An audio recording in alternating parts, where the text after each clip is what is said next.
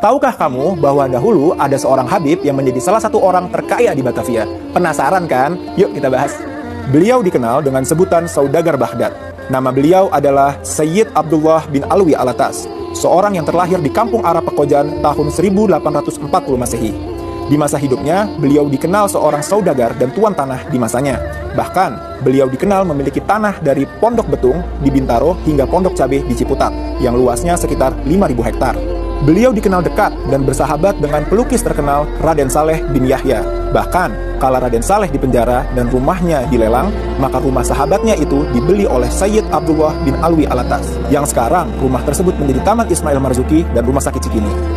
Tak hanya bersahabat dengan tokoh nasional, beliau juga dekat dengan tokoh internasional, seperti Muhammad Abduh dari Mesir dan Syekh Yusuf bin Ismail An-Nabhani, Mufti Libanon.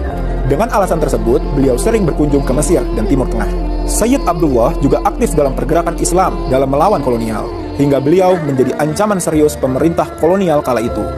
Hingga suatu ketika, beliau membeli rumah mewah di kawasan Petamburan yang sekarang menjadi museum tekstil. Di rumahnya ini, beliau tinggal cukup lama dan menjadikan rumahnya sebagai pusat pergerakan Islam. Bahkan, dengan gairah tersebut, beliau mengirim keempat putranya untuk menuntut ilmu di ibu kota Kekhalifahan Utsmaniyah. Kiprahnya di kancah nasional sangat membantu gerakan-gerakan Islam dan dakwah Alawiyin. Beliau juga pernah membantu Muhammadiyah di saat awal organisasi itu didirikan.